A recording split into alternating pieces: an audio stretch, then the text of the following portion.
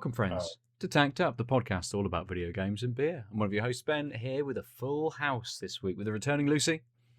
Hello. And the wanderer, Aadil. Does that make me Michelle? Full house reference for all Yes. fucking millennial boomers out there.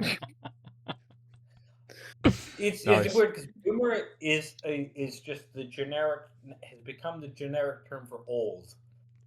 So I had to say millennial boomer to accentuate the If you say millennial, weirdly that doesn't mean someone who watched Full House.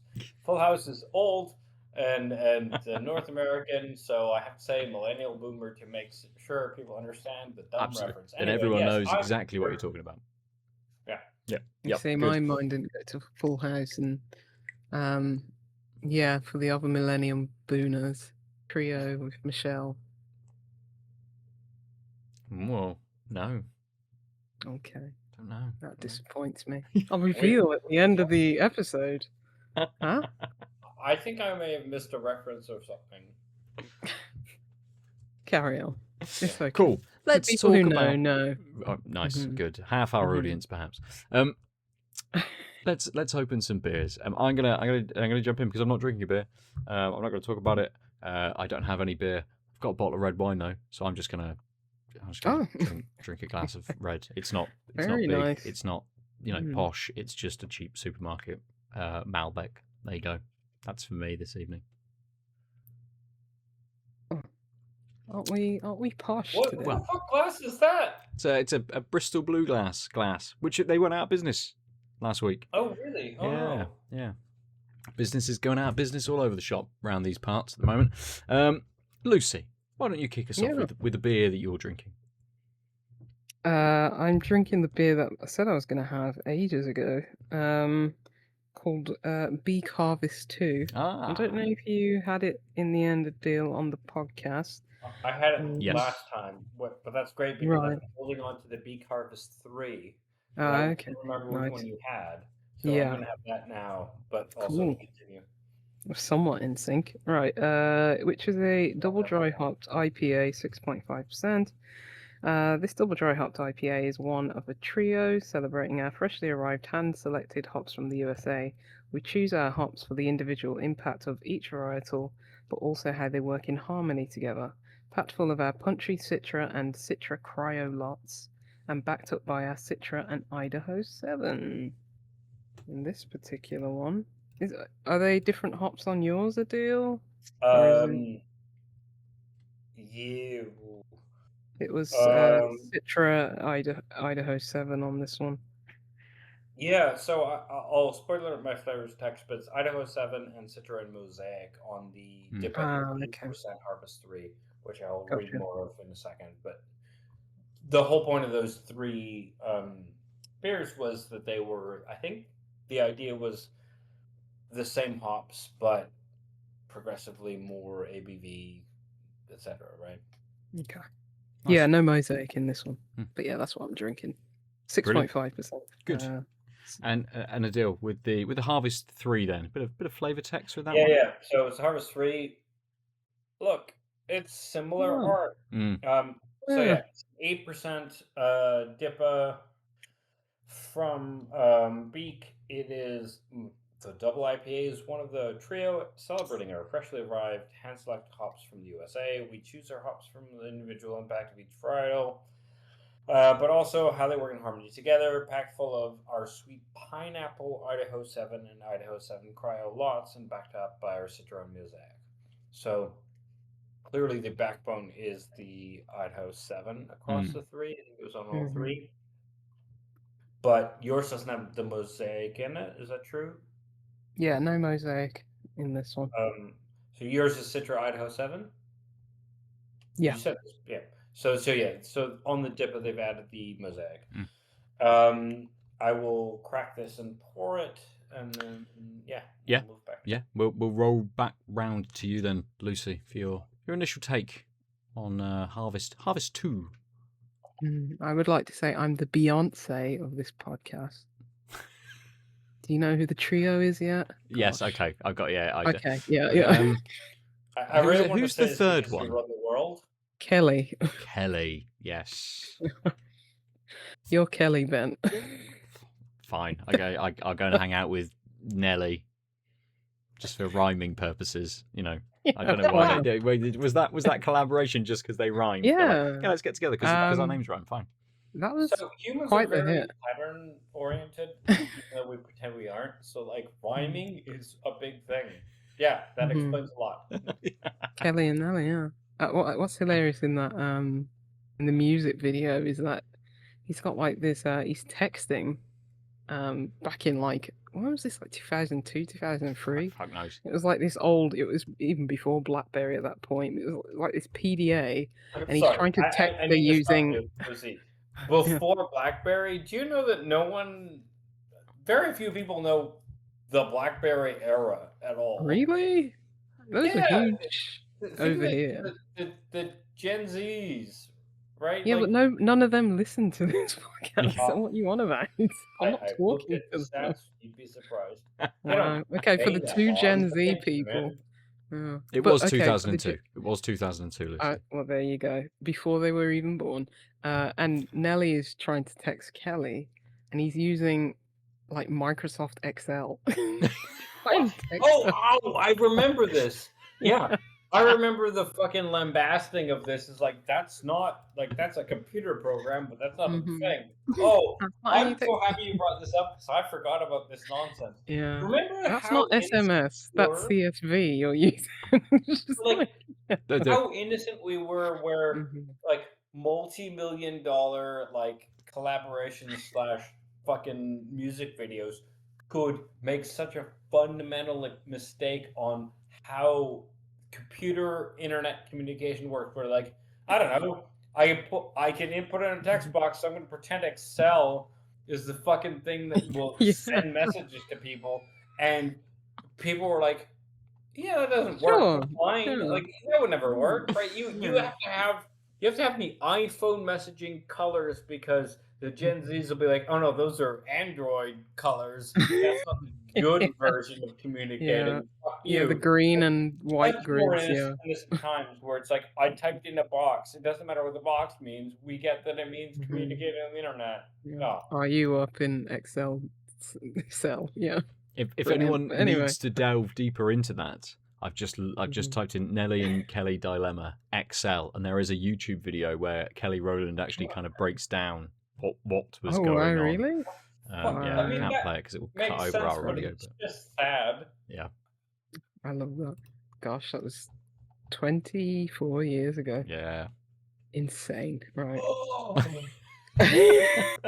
Yeah. my heart. Oh, Yeah. sorry. I'm gonna just log off for a second. The beer, Lucy, the beer. Yeah. I mean, very pretty. we've hit the threshold where, so this past year, so I started university in 2001 because I'm living dust. Ancient. Mhm. Right. The problem is, there's a moment. So because the way teaching works, especially at university, it's just like there's a timestamp, right? And I hit the timestamp where these people didn't exist when I started university. And so even if they were alive but not a real person, like they were a baby, when I say, oh yeah, I started university in 2001, blah blah blah, they accept that as like a fine thing. When I say that, where it's like I didn't exist, the entire like it's this really human thing where it's like, what do you mean? You started like it hits differently. It's super interesting because the 1-year-olds who don't have conception of the world but existed, when I say that, they're like, yeah, okay. When it's like my dad didn't even make me in his balls to impregnate my mom's it's egg. when their parents weren't even born in 2001. You have to worry. I've got some time for that, like, luckily. Not sure. Give it 10 years. I've got at least 10 years on. But like it was so stark because I say these things offhand and I noticed like there was like a year where it's like, oh, this offhand comment is hitting entirely differently. And then when I did the math, I'm like, oh, it's because you knew you didn't have a semblance of existence, and I have aged myself in front of you, and you're reviewing me in a different way. That's fucking weird, because the previous years they had no conception of the world, but it mattered that it existed. It's just like a really weird human thing. Sorry, I've derailed things on my own sense of being an old while teaching consistently 21 to 23-year-olds or whatever the fucking age is. I actually am really bad at understanding the British system and how old people are. Like 18 when they start uni. Usually. Yeah, Usually. so Yeah. young. Anyway, I don't even know who was tasting a beer. Lucy. Me. Yeah. Oh, yeah, I was just smelling it, really. Yeah, getting some tropical notes. I don't know if it's because you said pineapple, Adil, but that's on my mind, so maybe a bit of pineapple, a bit of mango. Yeah, tropical-y. Yeah, nice color. It's probably just a little bit deeper than straw, probably goldish. Ooh. It's nice. It's quite subtle. Okay. Yeah. But not in a I can't taste anything very subdued way. It's yeah, it's I mean this has been in the back of the fridge for God knows how long. So maybe that has somewhat affected it, but maybe the hops aren't as fresh and flavors aren't as bold, but I am getting like subtle like tropical fruits like the mango, maybe a bit of papaya.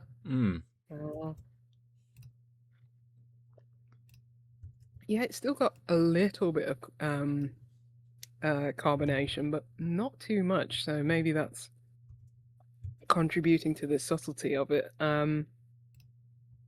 It tastes like a Beak beer, which are always good. Yeah, so yeah, maybe a bit of yeah, it's quite soft, quite subtle, quite pillowy. Nice mouthfeel. Yeah, it's easy drinking. It's 6.5%. And you can taste that little bit of alcohol on it, but it's just super easy, so I wouldn't expect it to last that long. But yeah, it's a decent beer. I'm wondering how the double with that mosaic maybe that contributes to it, and this has got oats in it as well, so I think that's contributing to a bit of the softness as well.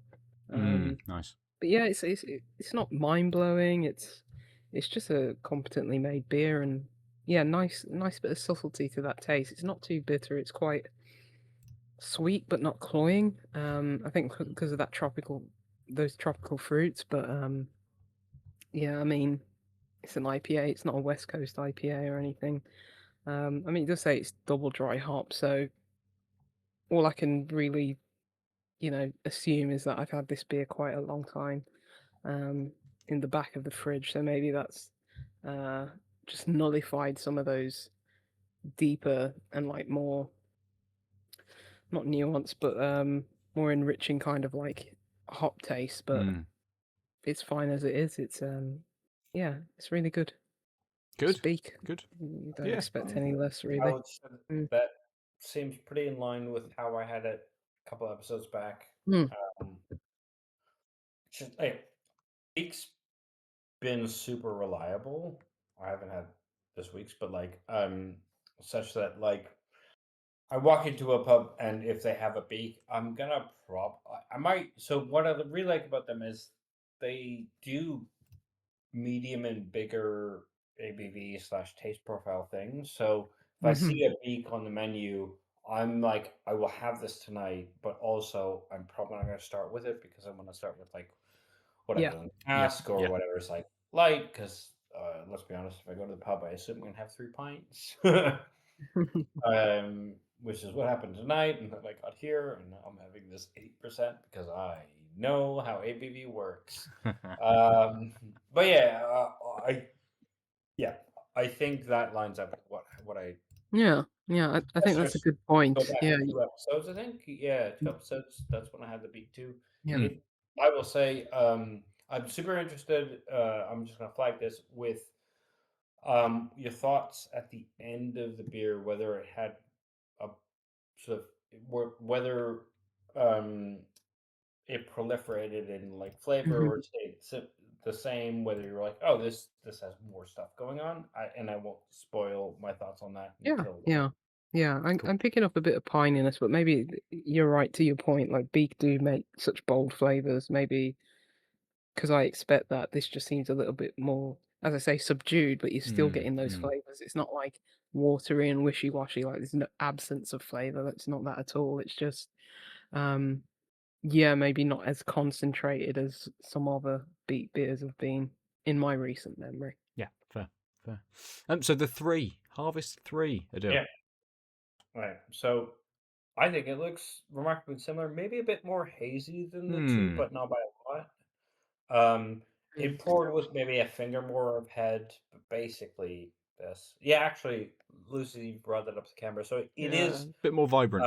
hazier and more, I would say, yellow, while yours is a Mhm. bit yellow green. Um, it, Agreed. I will say that on the nose, it is very tropical with like a strong pineapple hint, so that flavor text makes sense. Mm. It's got a nice malty undertone to the nose where you're getting sort of roundness, so that pineapple hit on the nose isn't like pure acidic nose. It's like, oh yeah, there's pineapple, but it feels like around a beer. Yeah, nice. Oh yeah, yours has oats in there too, right? Mhm. Yeah, I say that because my first quaff, I was like, "Oh, this is super rounded, and I can feel the oats and the like the slight sweetness that comes with the oat Yeah. backbone versus just pure barley." Like I said, it's exactly what I was detected on the nose. I think, which is like it's pulling that acidity like punch of the pineapple back. So the sweetness is making sure the pineapple doesn't hit, so I do have that pineapple like punch, but there's enough oats where it feels rounded out, Mhm. which means I it's kind of dangerous because this is a 8%, and like Yeah. because the oats and the like tropical pineapple flavor are really well balanced, I'm not like, oh, strong taste. Let me sit back. I just can easily take another drink. Yeah. That is a signature of Beak beers. They are very easy to drink. Mm, Oh yeah, mm. and Yeah. this is actually why like this has been on my shelf for a couple of weeks, and I've been like, well, almost a month maybe.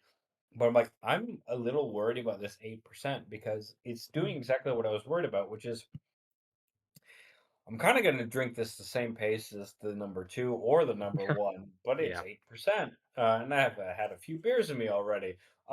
It's really good, really drinkable. I will say that from my memory of the two. So there's obviously a viscosity to that 8%, you can tell. But if you're Mhm. not paying attention, the balance of taste is so good that you won't notice. And that could get you into trouble because you could have three of these in a row. Yeah, Right? Like it's very easy to it's do, so yeah, with Beak drinkable beers. and enjoyable Mhm. to drink even on these first few sips that like I often talk about like the some beers are really good even though I don't want a second. This is the polar opposite, where it's like, this is just really drinkable. I would always ask for another one, and I would have another one after that.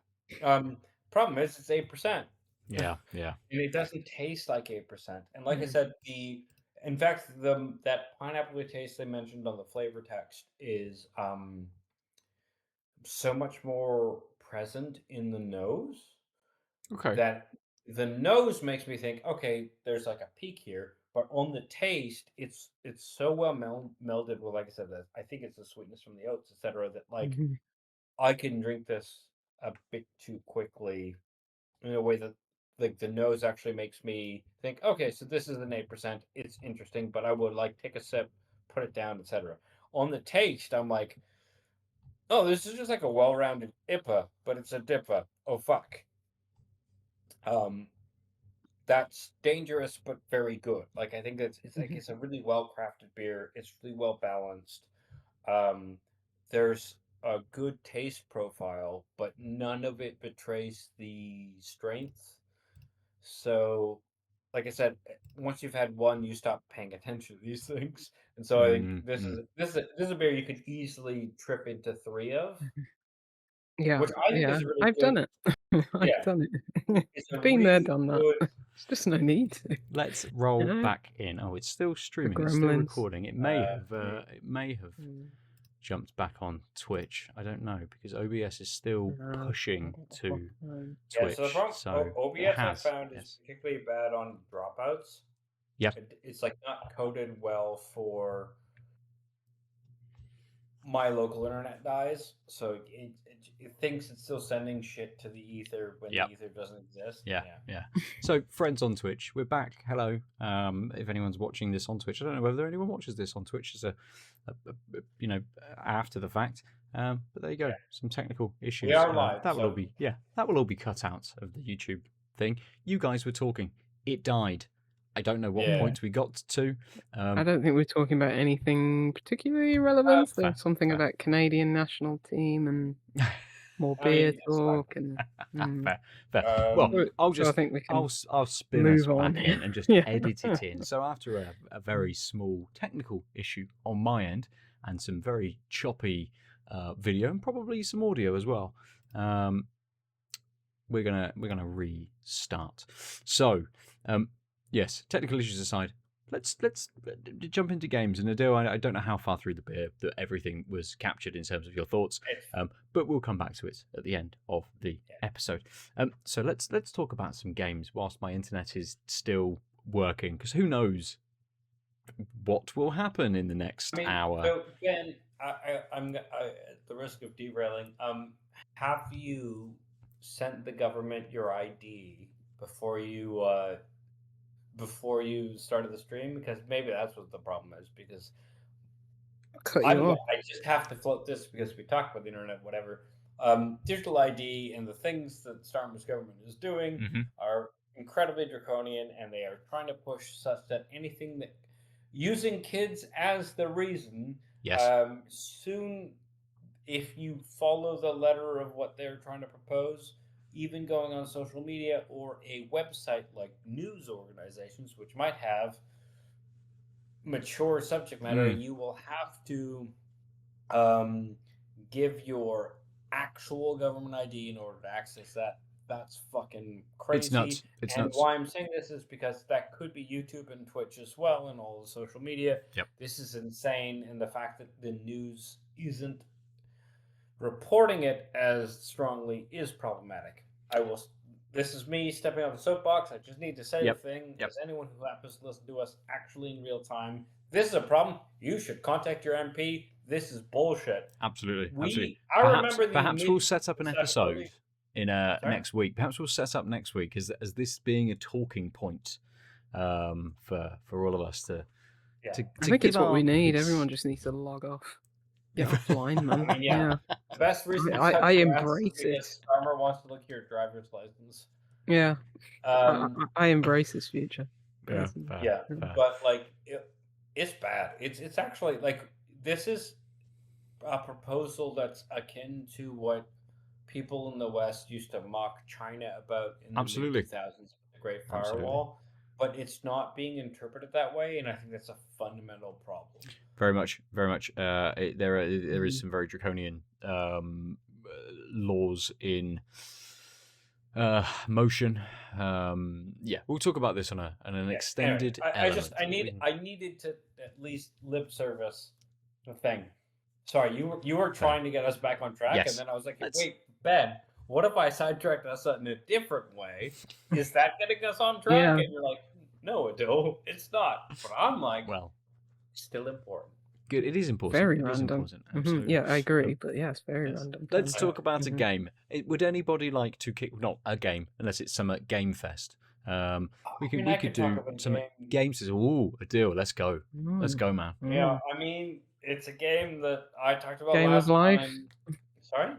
Game of Life? No, Wow. it is way worse Magic. because you It's weren't either here Game 2 of weeks Life, ago. Magic, or No. some very weird RPG that you've been playing on your PSP. It's Oh, one it's of those close. three. It's close. It is in fact a mobile gacha game that's also available on multiple platforms, including the PS5. It's Neverness to Everness.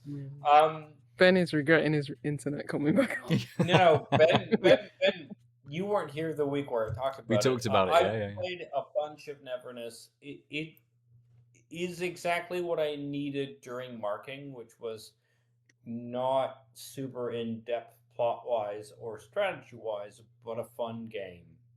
It's a gotcha game where you're a pseudo realistic cityscape, so it's an urban landscape with some horror elements. It's fun as shit. There's a bunch of stuff you can do, but also in order to do those things, now that now that the initial first 2 months have gone on, you are still in the like, if you want to do stuff, there's a daily rotation of things you want to do because they only happen that day. And I'm like, I did them, and then I got caught in YouTube where YouTube was giving me a bunch of stuff on like, here's how to optimize how you do this gotcha game. Like, the whole point is the reason I like this gotcha game is I'm not trying to optimize it, and I got trapped in that trap, which is why I wanted to bring it up. It was like it's so hard so this type of game, I think it's a really friendly game where you can play it at your own pace in a way that other gacha games. Because I'm sure you remember that when Genshin came out, I played a bunch of it, and I stopped because I wasn't doing the gacha grind, and then I couldn't do stuff. So Patch 1.1 came out, new character. They gave enough. There was like new plot and new mechanics slash like limited event stuff, and it meant that I had enough. If I just like played that part of the game, I had enough material, whatever, to get the new character. Okay. Which is great because normally you have to grind and start like playing the game not because you want to play the game, but because you want to get the item. That's the problem with gacha games. And this felt really organic, where I got the character. Um, and I did. It was mostly just because I was doing the thing, and now I'm at a point where so much of the game is built. The initial part of the game is like playing for the first month and a half. There's just like one-time rewards which allow you to roll to get new characters. I've done all those rolls, and now I'm like, oh, I really like the plot of this game. And There's the a plot plot? ran out on patch 1.1 in one evening. I played like 4 hours, so like, so if you're thinking about an RPG, it's free. The plot was good. There was like an interesting story arc, and now I have to wait. And now all I can do is grind these other things, and of course, because it's a gotcha game, it's like there's multiple currencies that you have to balance, etc. It's like, oh, it's especially for my neurodivergent brain, it's really hard not to be like, I'll just log on for half an hour in the morning after I've done like had my coffee, done like generic emails. I'll just spend like 30 minutes doing this grind. I'm like, but I'm not enjoying this, right? Like I'm just doing this because I have to do this once a day. Oh, this is probably the bit that will get me out of this game. It's not currently because there's other content that I'm finding interesting, and my optimization brain will force me to do these things so long as I play it. Mm-hmm. But I think, given that it's now halfway through patch 1.1 and patch 1.2 will introduce new plot and new characters, which you'll roll for, but you can choose not to. I think I'm just going to be. I wouldn't be surprised in like 2-3 months I stop. But if they balance it right, it could be a year before I stop pestering you about it. And why I like this game is because there are a bunch of things. So like, the end game is like combat based grindy shit, but actually I haven't really touched that, and it's suppressed some of my progression in the game precisely because I'm not making an optimal team and doing these things, and I'm like, I don't care because there's so much going on. Like, there's racing with cars where the racing is fine. It's not great. But also, in the same game, or I'm exploring around, and also there's enough voice acting in random people. Sometimes it's quest related with rewards. Sometimes it's just like hearing people complain about their boyfriends in the park. That's actually really cool in a way that like they're Are you clearly. playing this on mobile?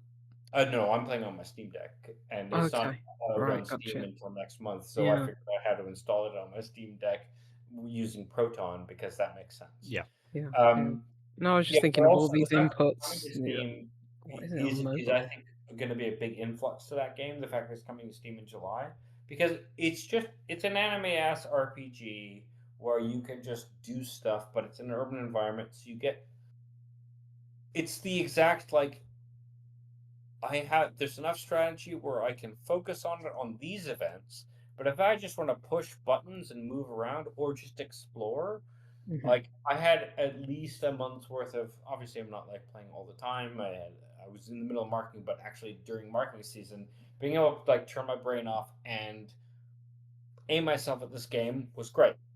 Mm. Where I think it will fail is the fact that like it it's got this like horror aspect, but almost all of the interesting like set pieces they have are very linear. They just have really good set pieces with respect to the game. Okay. But like I'm like you just like wander around and then you find the thing and you click it and like the actual like if you think about gameplay wise, there's really cool set pieces where like you're in a hospital and you have to navigate it and then um you find enough pieces of evidence that you plug into projectors and they project into a thing and they tell you the story of the crazy person who like had this weird thing in the hospital. Like there's really good writing, but the gameplay is really light where like you just have to find and no matter what, like all of the things kind of boil down to on a gameplay perspective, find thing, solve problem.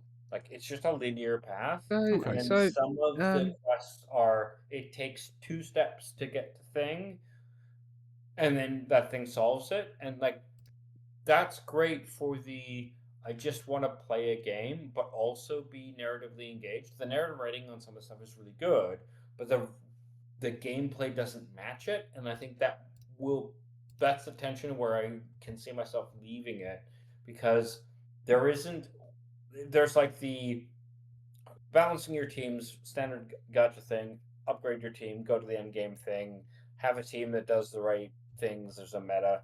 I don't play that part, but I can still play that like for part of the end game without like getting the right meta. I'm not just trying to get the best score. But that part is very divorced from the main game, which ultimately is kind of I would describe it as like interactive visual novel, where like I go Mm. into this interesting place. You give me a really cool wrapping, really cool atmosphere because it's this like anime style with like ray tracing. It's Unreal 5, but it can run on your phone or your Steam Deck or your PC. You can like see these visuals that are really interesting, and they put you in these places where they're clearly trying to tell a story. But to solve the story, you just like wander through rooms, and there are going to be highlighted items. And if you just click on all the highlighting items, you get through. That's what I'm saying. It's Okay. kind of like a visual novel because there's yeah. no puzzle solving, but also the narrative is written well. So like actually on some of them I don't care because I'm like I just want to like feed me the story. I'll do these like minor loops and I will consider them as part of your storytelling.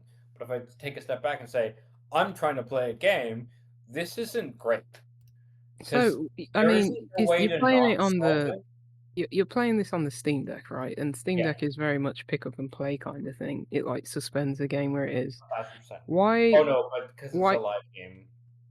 why would you engage with a game that has something that, well, a pretty integral part of it that you're not going to engage with like the gacha time out, time Oh limit no, kind of thing? But my question is like, would you not rather play like, I don't know, a Persona or something like that, or is it because it has the gated progression, it's more easy to pick up this is and a great drop? question. Yeah, so I think part of it is Persona. So it's the problem I've had. So I never played The Witcher 3 all the way through, and you guys have both Mhm. given me a hard time, is because No, the I haven't. time It's is far like too long. I don't investing that blame you. time so big, and so I think part of the thing is, especially now that we've hit patch 1.1 versus 1.0, there's only so much content, which means I can just like, if I exhaust I've exhausted the plot content. So if I was trying to optimize what I can get out of the currencies in the day to day, I wouldn't play it today. Mhm. That's actually a good thing for where I personally am at. But also like the stakes are low because it is disposable, but it's intriguing Yeah. and it's so what I think I like the most about this game is disposable because I'm not trying to have a tier meta team, and if a new character comes out and I don't have enough resources, I'll be okay. I just don't care Yeah. enough. But Yeah. also the world and the exploration is super interesting. Like for one of the things I didn't talk about last time because I hadn't done it was um, it's like GTA-esque where if you like attack cars or people in the street, you'll get a wanted level. And one of the like end game things is if you get all the way to 5 stars, you will get transported to a new world, and then because the whole premise of the place is like there's anomalies who like horror elements who fuck things up. There's a level 99 anomaly, which is the adjudicator or whatever it's called. It's the big police bot, but you can beat it and you get an achievement, and it's a hard fight. Or you die. Mm-hmm. Whatever. The point is, you get 5 stars. If you can even survive to 5 stars, you get into this fight. Great. If you don't survive, you get sent to jail, and there's an entire different setting where you are in jail. You can, and depending on the stars you have where you get arrested, you'll have n numbers of days in jail. But there's 5 different ways of, or at least 5. There's a handful of different ways of escaping jail. And so one of them is when you Pay go money. to lunch, you can steal a spoon. Mini game. Then you need to knock out the bricks behind the poster in the wall where that you have the cell you happen to have has a poster. There's one brick missing. You Okay. And did you but phrase? Okay, yeah. exactly. It's none of it is like surprising. Thing is, after 3 bricks, your spoon breaks, which means the next day you have to get a spoon. But if you explore, you You're find really selling it to me. no. So what I really like is this exact moment where if you explore instead of just like aiming for that, you'll meet people who talk about, hey, I can shape change and I can do some stuff, but I'm not going to make people escape because I'll get me in trouble. And then you're like, oh, if you talk to the right people, hey, if I give you a spoon, will you short circuit the power such that it goes out and then I can escape? And it turns out what I found out because one of the biggest problems with these types of games is sidebar is I love the exploration. I like figuring things out, and all these games. Like as soon as YouTube figured out that I played this game, it was sending me videos of how to do the thing, and I'm like, no, I don't want to know. I know there's 5 ways of escaping, but I'm not trying to grind this game. I'm trying to explore it, so I need to like not watch these videos, which is hard sometimes. But like, turns out on one of the ways you can escape, you get to the like a high place, and if you hadn't collected enough uniforms and sheets earlier, you can't rip them to make a way out. So then you've gotten the escape route, but not the method, and that's really cool. But again, the problem is once you know that route, you know I need 3 things that can be tied together to do things. So like, it's thin in a way that frustrates me, but there's enough stuff that I'm okay with it currently. But I think the thinness will probably get me. But also that's what makes it like really accessible because, It's for guardrails, example, yeah. I like driving games, and I can do a couple races in against the NPCs or online, and that'll get me some rewards, and it's fine. And I didn't want to buy Forza, and that's fine. And the thing is, I can do that, and so the thing that will make me leave this game is things like, oh, if I had done more, if I hadn't really done crime, so I didn't really go to jail, and actually in the next month or so, they're going to revamp the jail system to have a fight club. That's the thing that kind of gets me interested because what I want now, what I want to do is get all the escape routes. Like I want to figure out how all the ways to escape the prison now while it's this version of the prison. Yeah, the puzzle elements Because of they're that to be able revamping to, it. yeah. And that is the dopamine that they are like testing me with. But that's fine because like that's enough. I'm okay with being dopamine baited because it's like, oh, I just want to play the game. Yeah. And if you're telling me there's a totally new mechanic in the prison that might replace the thing, and I'm still having fun puzzle solving it, that's great. Where it becomes a grind is like, oh, there's a reward if you escape prison 30 times. But actually, like my first time in prison, I'm pretty sure I found at least 4 of the 5 paths, and then I had to pick one. Because like I collected a bunch of stuff. I met this person. They said they could short circuit the thing. I had already figured out that I could just dig out through the hole. So my first way of escaping prison was just avoiding spotlights in the escape right through the sewers. Okay. But I had already figured out a bunch of those things. So the next time I go to prison, I'll be annoyed because I'll have to redo some of those steps towards Or you the one just path. not reoffend and be a good It's member of not society. sustainable, right?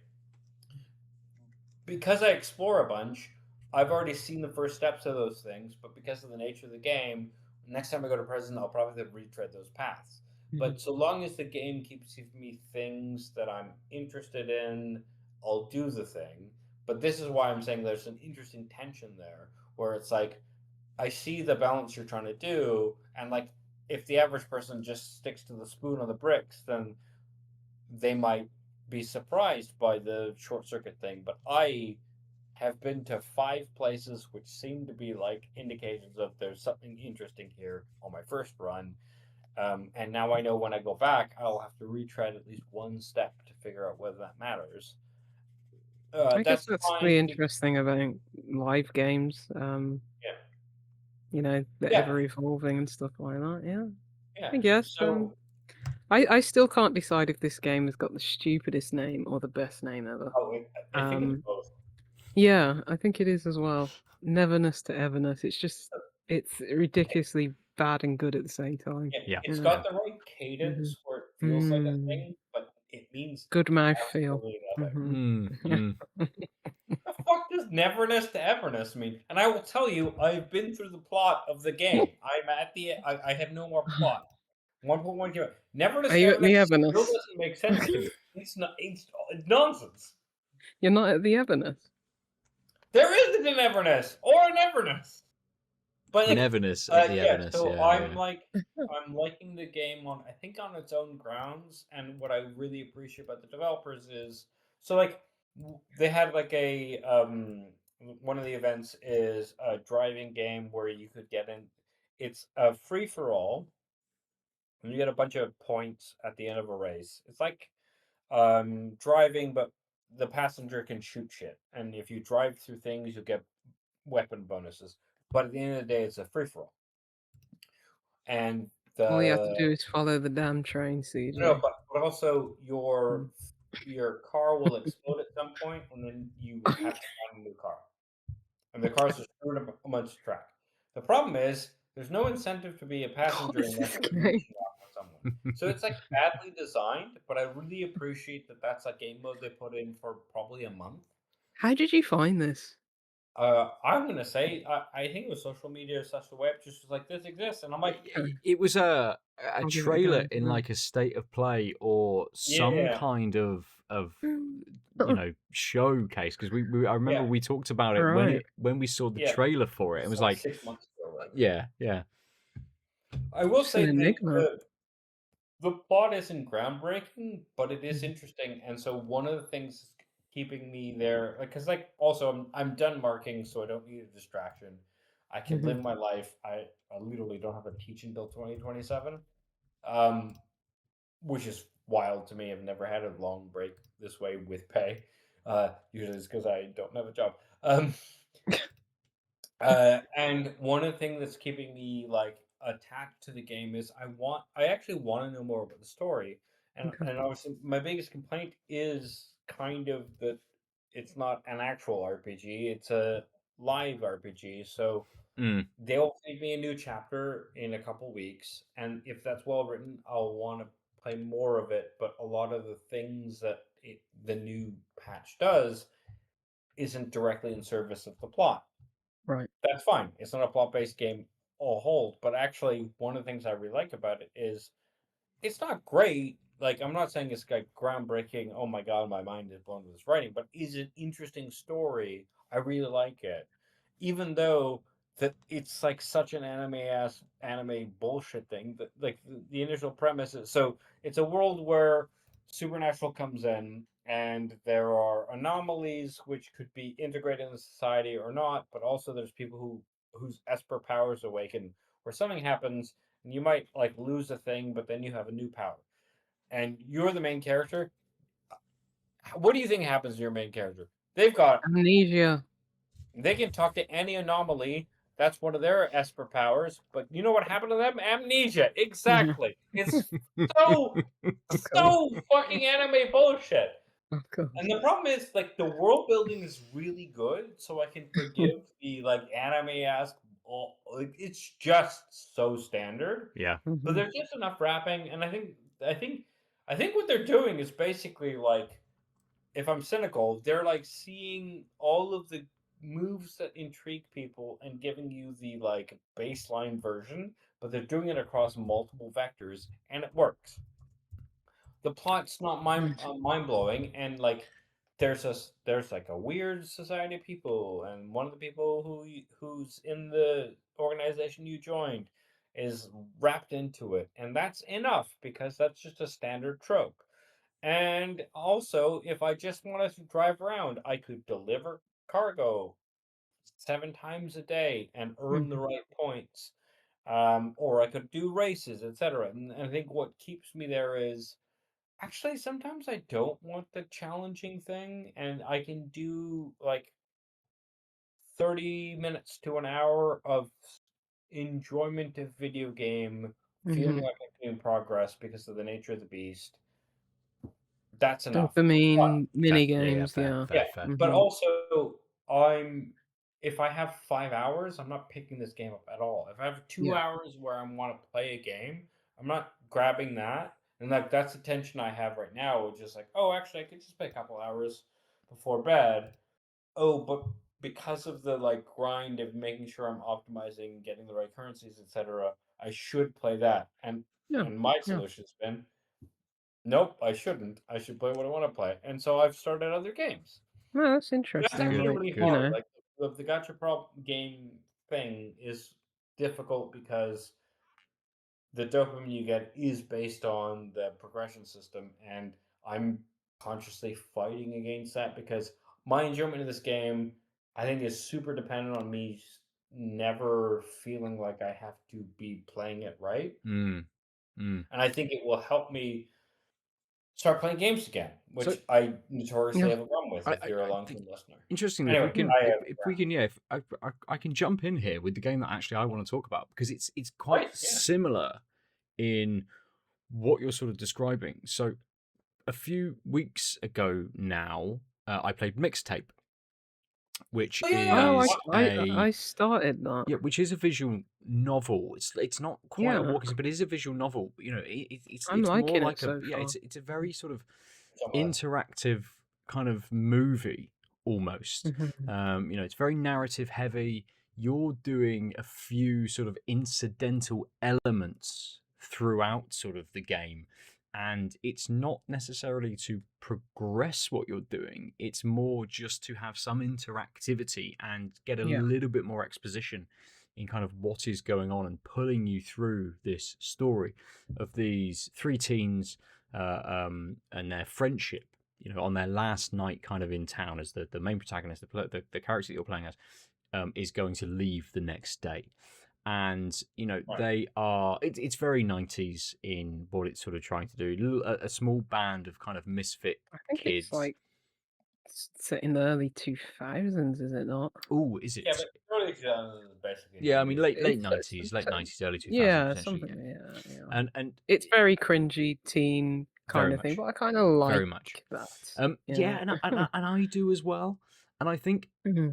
it's very much a love letter to a specific type of uh kind of North American or Yeah. Northwest American kind of teen or US United States sort of Americana. experience, very Yeah. Americana. It's not quite got that Coming of soundtrack, but age. it's trying to build on that with an extended sort of soundtrack, quite kind of rocky and synth and pop in sort of some of the choices they make. But everything revolves around this soundtrack. And each chapter is sort of a small vignette based around a song or a couple of kind of songs with a few interstitial elements in between, moving you between these sort of chapters that are kind of interactive. So you can skateboard down the hill to Devo or whatever the Yeah, song is it's that kind of fun. Yeah. comes on, and the movement's good. It plays very well. It's very fluid and very sort of smooth. I don't know if you've come across it yet, Lucy. I can't remember any of the characters' names. They've gone from my memory. I played this sort of like 3 Cassandra, odd weeks ago. What's the lad called? Slater, I Slater. think. So Yeah. you play as him in one sort of level, and he's high. He's super high, and Yeah. you walk through a video store, I, and I it's was Right. supposed essentially to, yeah. it's him just like bouncing around sort of, Oh, but excellent. the visuals on how they Mhm. actually then move the camera and the experience, it's actually really good. Yeah. But what really draws me to this is you're kind of playing as the characters going through that experience, but it has this level of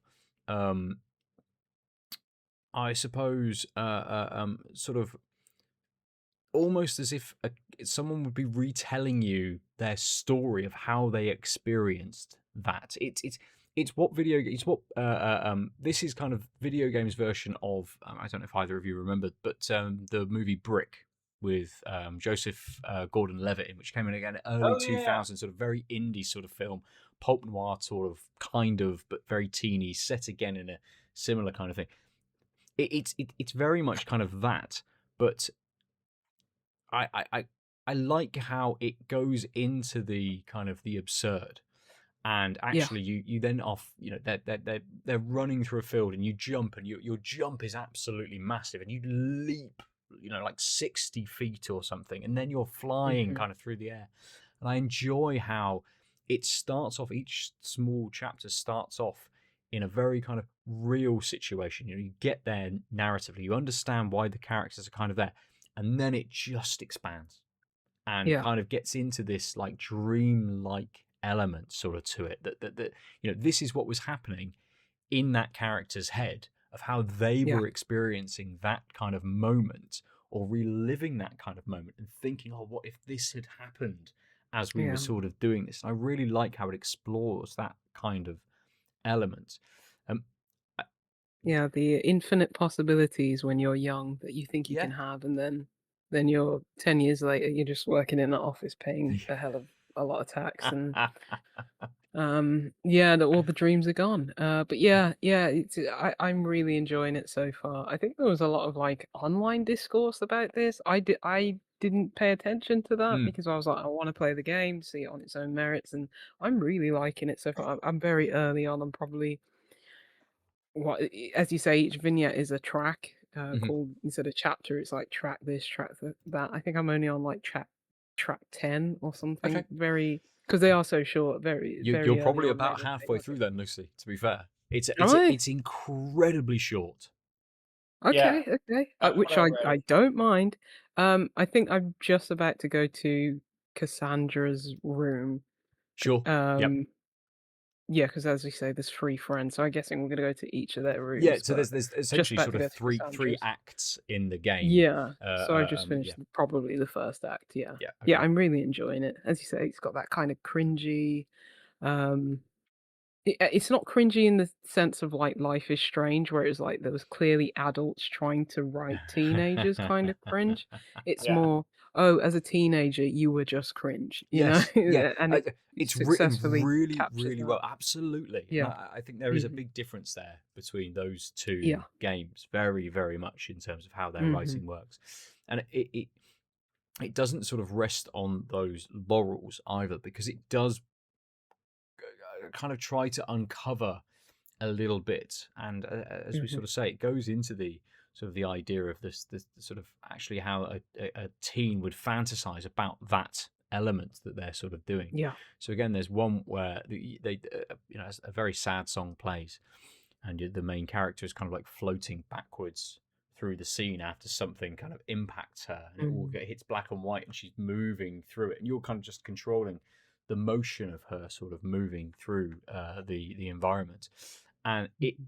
it's like I can see how in that instance that is what her head is thinking, rather than she's just walked home essentially. But on Yeah. that walk Yeah. home, this is what she's got playing in her brain. It's really good at bringing that to life, and just like Yeah. this is what this character is experiencing at the moment, with Yeah. the narrative. So it ties those two things in really well. It ties And I the just music want to in really say well. how good looking it is, you know? Yeah, yeah.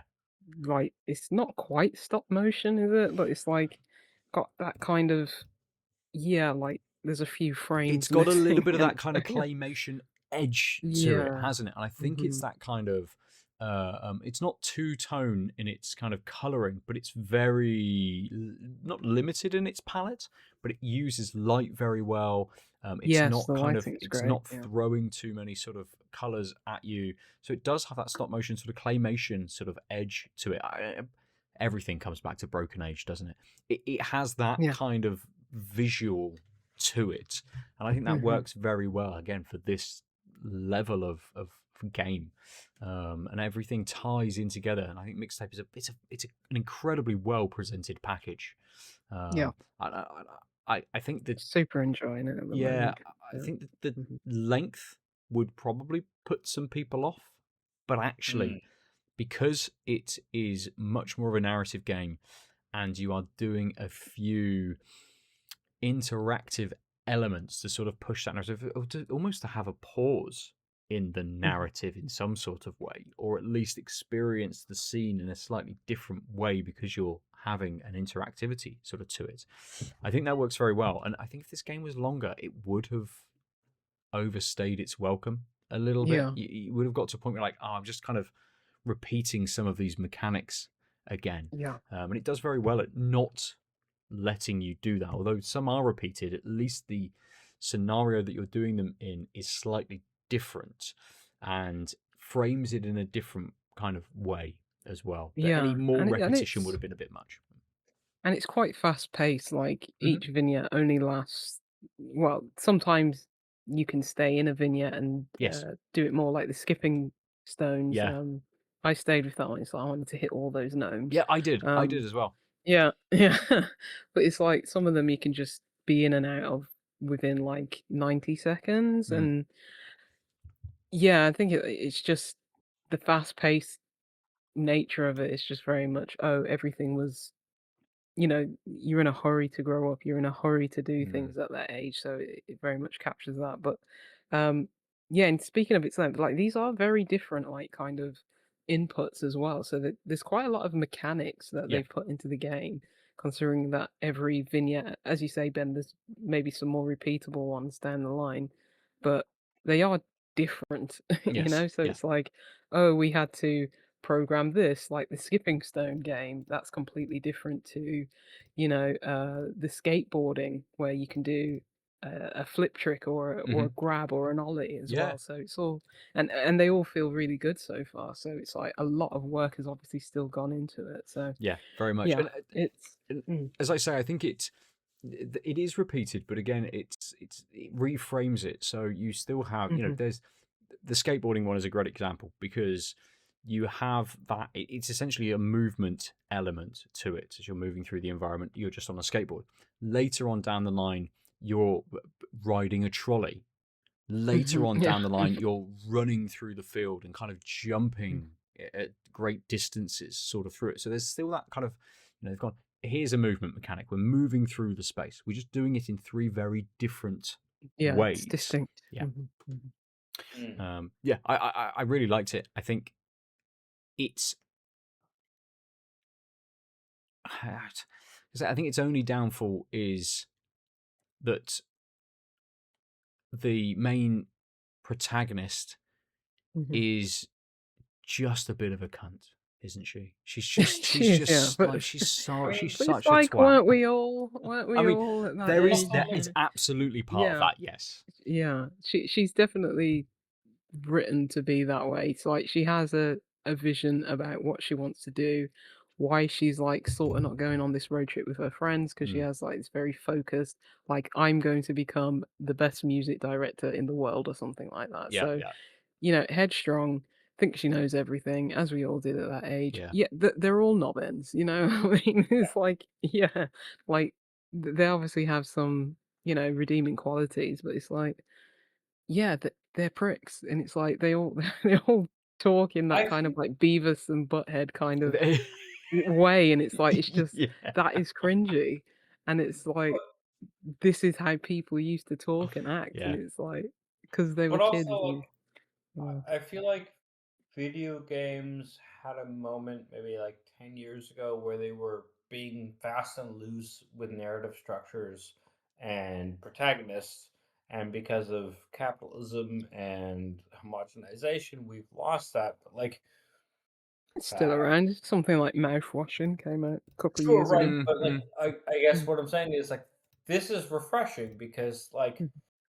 if you just read books, right, you get the thing of like uh Humbert, whatever his name is in Lolita, and you get I've never uh personally read it. I don't no, think I will. the point, so the point of Lolita is Mhm, it's an unreliable narrator who's a bad guy, and a mhm. bunch of people misinterpret this, and all the filmic adaptations don't make that clear. Mm. In the same way that, like, Jack Palahniuk's Fight Club is obviously a critique of toxic masculinity, and the filmic adaptation was.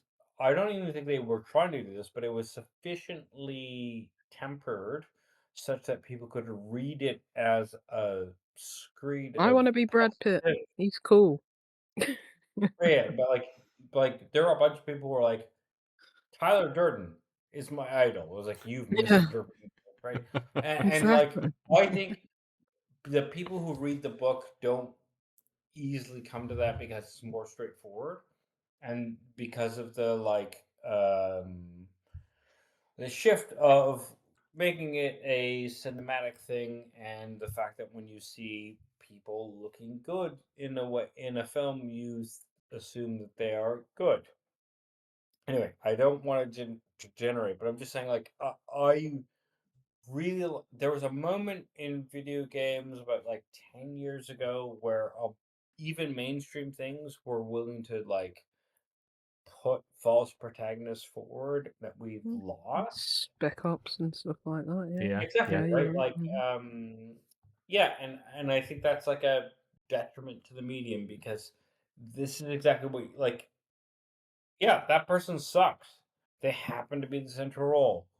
Like, that shouldn't be You're right, interpreted yeah, as bad game, or it should be interpreted as, I don't know what to do with this. And, like, I feel like because the general culture milieu has shied away from shine the spotlight on bad person because it is often misinterpreted. I think the Dune movies are really a good example because I don't think, like, I really like the Villeneuve Dune movies, but I don't think the average person realizes that, like, Paul's bad, Yeah, yeah. which is so obvious in the books and in the previous adaptations. I think And I think Carl Villeneuve is McLaughlin is trying his definitely a hardest. terrible, terrible protagonist in that. Yeah. No, but, like, I think Villeneuve's done what he's can to be like, Paul be bad, Yeah. right? But I don't think the interpretation that the culture is taken from it is that way, and part of it is because Villeneuve is planning this like multi-part thing.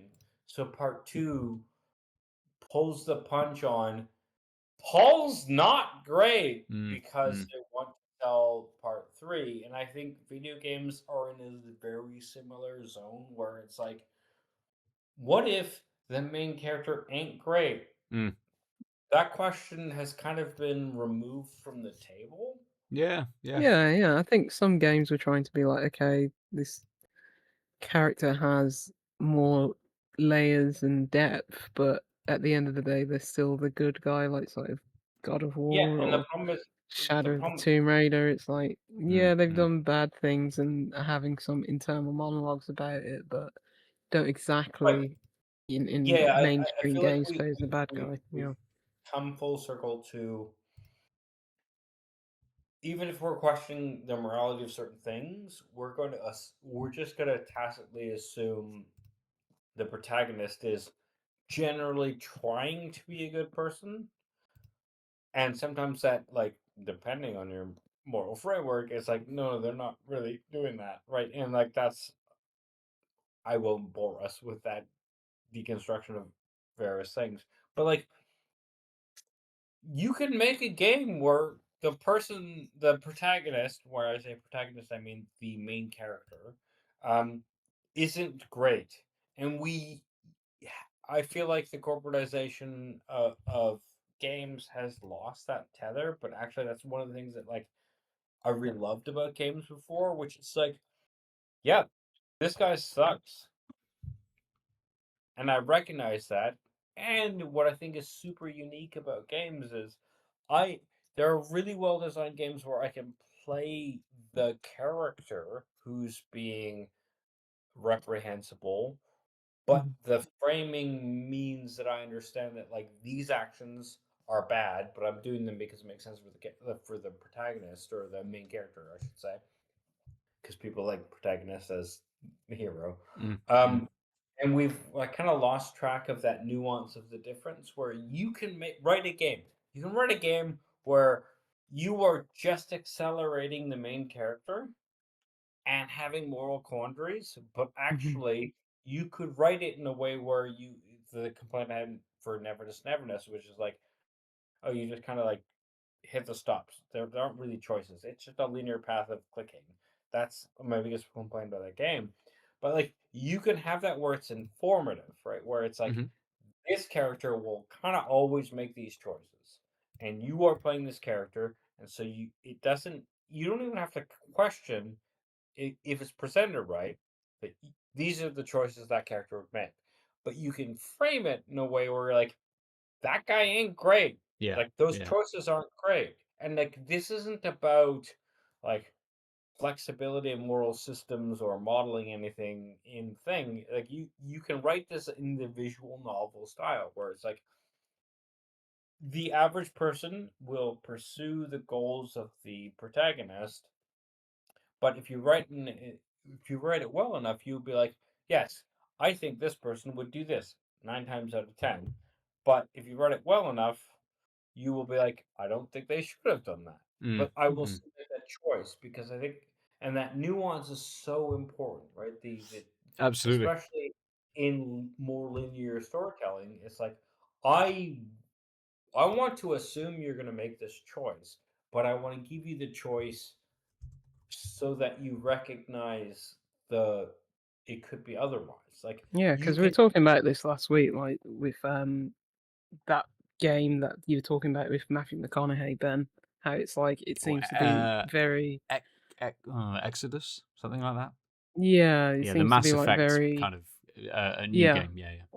like infamous games seem to be very black and white, and yeah, as you say, it's in the details and the nuance. but But like, yeah, I have played games where they're actually kind of railroady, where like, you kind of just, the expectation is you will make this choice, but the hmm framing around it shows you why that choice is bad, Mm. because you're incentivized to choose for the character, but the writing is showing you why the character's choice is bad.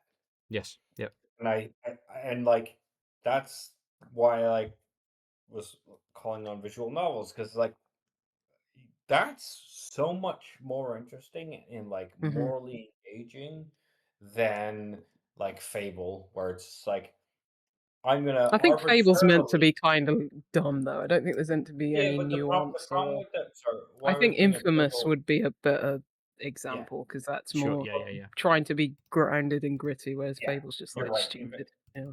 Yeah, but like the ones where there is a artificial good path and bad path as if there was objective morality, or versus the ones where it's like I don't know. I just think even if you are just doing a narrative thing, but you give the like tensions and like again 89% of the players will pick the thing on the character's path because that's how humans work.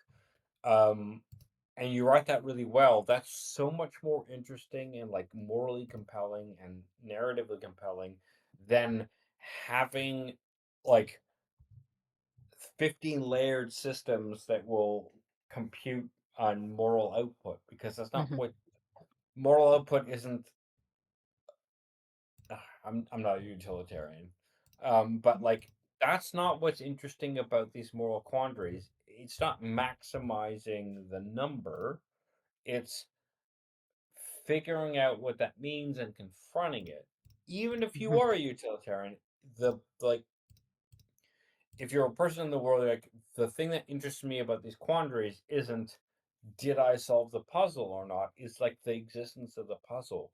And so when a and you can the why I bring this up is because you can bring up the like, oh shit, what does this puzzle mean question with just a two branching like visual novel type thing. You don't need to like try and make it a game mechanic that shapes the entire output of the game because you're Mm, missing the mm. point because it's the confronting the fucking this problem isn't solvable. You have to make a choice. Yeah. Yeah. Like that's ultimately what like moral choices in games are trying to replicate. Is like there isn't a clean answer, and so when you make it an optimizable thing, you are missing the point.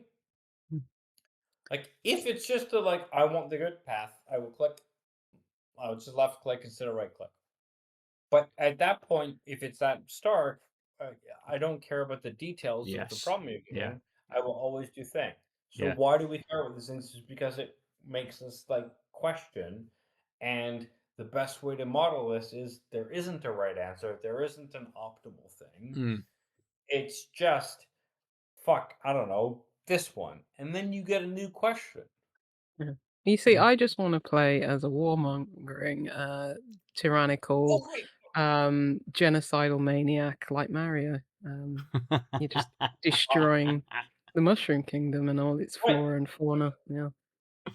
Well, that's great. And there are Mm-hmm. games that exist for that. Yeah. Good. Good. I'm holding Super my Mario phone. Brothers Let's 3. let's finish mixtape there. Yeah. Oh Lucy, yeah, we were talking about mixtape. Lucy, did you have a game you wanted to chat about this week? I'll just touch on it briefly. I finished Call of the Elder Gods. Yeah, Oh yeah. it's really cool. Hmm. Uh, yeah, I think I was only on the third chapter when I last spoke about it. There's six in all. Yeah, it's one of those games that make you Hmm. feel smart when you solve the thingies. It's Nice. like these like open spaces and all the puzzles. It's like multi-layered puzzles and set in these like semi-open worlds and yeah, it's really good. I remembered why I like the first one so much. Yeah, that's it. Those are my Okay. closing Yeah. thoughts. Yeah, Fair. very Nice. good, Great. Nice. very good. Yeah. Good. Mhm. And that was a Game Pass game, wasn't it? Yes, Yeah. Yeah. yes. Perfect kind of Game Pass game. Like, probably takes about 8 hours. The first one was on Game Pass, so it's got that kind of legacy there. Hmm. And yeah, very good, Brilliant. very good. Good. Good. Hmm. Okay. Well then, let's roll round to the beers then and finish out the episode here. Lucy, Harvest number 2. Any closing thoughts? Yeah, I mean, we talked about it when kind of the recording went a bit kaput, Yep. but Yeah, it didn't evolve too much for me, like yours did. Well, like a month back, a deal, but I got a bit more of that citra, a bit more orangey notes. I Yeah. know you're saying that you may have got like something tangerine but yeah, it was just good all the way through. Very consistent, very good. It had a bit of. I started sensing a bit more like piney resinous notes in it as well. Still not bitter like at all. Very much more on the sweet side, but as I say, not overwhelmingly sweet. Hmm. Just yeah, those tropical flavors. Whilst I think subdued compared to other beet beers. Maybe because I'm thinking of like an 8% beet beer, because Yeah. as you say, they do those kind of beers very well, the higher strength ones. Um, but yeah, just really easy, really smooth, really soft. I think I finished it like just as we were wrapping up. So yeah, it's lasted me what's that, hour and a half Mm, almost. So yeah, really good. good, good, Enjoyed it. nice, Hmm nice. And then the Harvest 3, Adil. I will say probably unsurprisingly very similar reports. I will say the eight hides itself really well.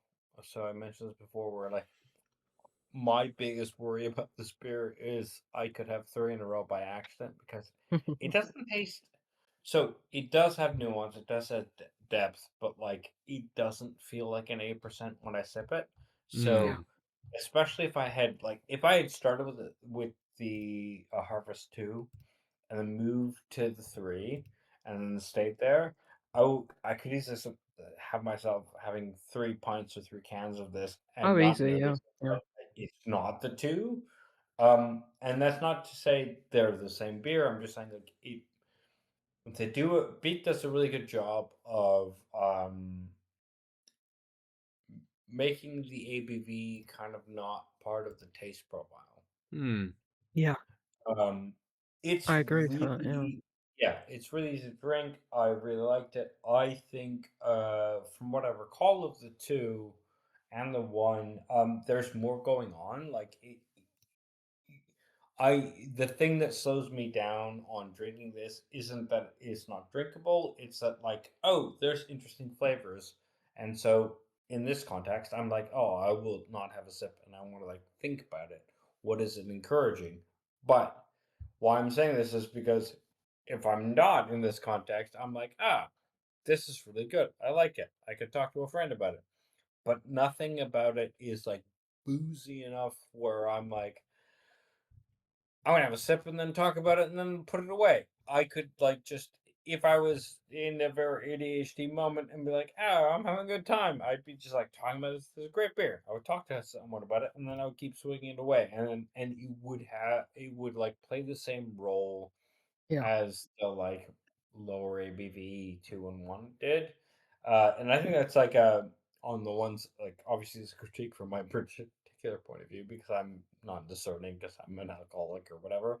But I think normally it's like that's a good thing because it's like, oh, they've managed to make it a really drinkable thing that has nuance but is hmm easily quaffable, such that if you just like had it quickly, you aren't missing the thing that it's doing. I think that's the thing that I've been struggling about, which is like it's so drinkable that I could have it quickly, Mm. Yeah. but I don't think that drinkability is like a swap with what's interesting because actually it's just it's a bit more like early taste forward, and I think that's to its benefit. So like I have a quick sip. I'm like, oh, this is really good. Yeah. Forget about Yeah. Yeah. EBV. I'm like, this is really good. I understand it, I know and what you if mean. I Yeah. sat on Mm. it, I'm still going to enjoy it. I'm going to appreciate that nuance a bit more, but also most of the nuance of the beer is kind of in that forward side. So if I don't sit on it, I'm going to get most of it, and so I'm just gonna drink a lot of it. Does that make sense?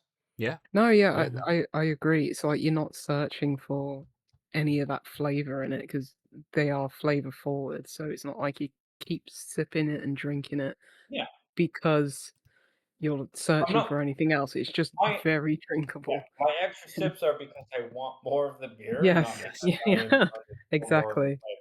The Yeah. problem is You're not this is an compensating for 8% anything. Mhm. that I'm feeling like I'm drinking as if it was 6.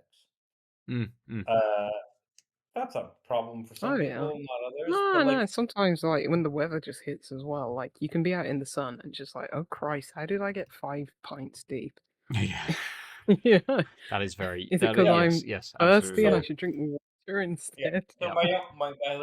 my only complaint about this beer is it's so drinkable and so amenable to whatever night you had that I will kind of want to have 2 cans in a row and not realize that it's 16% all told, right? Like Fair. Yeah, yeah, that's yeah. like a good problem to have. But like I think that's my complaint is like is super quaffable. It's too good. It's too good. Yeah. Yeah. My steak is But too also, juicy. Beak's been doing excellent things, and so I'm not surprised that their DIPA, especially on like our limited series, is kind of this accessible. Where accessible Yeah. means I'm not like having a sip and be like, oh, this is a beer that I need to like reflect on, which I like, but like this is like the double-edged sword, which is like I don't think I will ever have a big beer, regardless of the percentage, where I'm like, oh, I need to process this. But also, it's the 8% version, I kind of wouldn't mind the 8% being like, hey, you're having 8% beer, maybe contemplate it. And so, like, No, on the but, account it like says that's my life only affirming complaint ales. it's So- so it's so good at 8% that it's problematic because I might overdrink. Like that's honestly the complaint. Which It's isn't a life big one. affirming. How was the Malbec then? It's Alright? fine. It's fine. I'll probably Good. head down and have another glass. Very nice. Yes, Good. yes. Good. What a lovely place for us to finish then for this week. You can let us know what you've been drinking or what you've been playing, going to outoflives.net and commenting on the podcast post there or on your podcast service of choice. Or alternatively, you can hit one of us up over on Blue Sky. I'm Nova47. Lucy is. Juicy Loose 9. And Aadil is. At the Omniarch. And come and join us. I don't know. Is Neverness to Everness a multiplayer game? You can do so if you join Everness, we could play the terrible dual racing game where one of us drives and the other one shoots things. Oh. I couldn't think of anything worse, to be honest. Yeah. There we go. What a roundup for this evening. We have been Tanked Up. Thank you for joining us. We'll see you soon. Goodbye. Bye. It's because I've completed it with the San Andreas mission. Yeah. You're good. I'm doing that over like latency. www.outoflives.net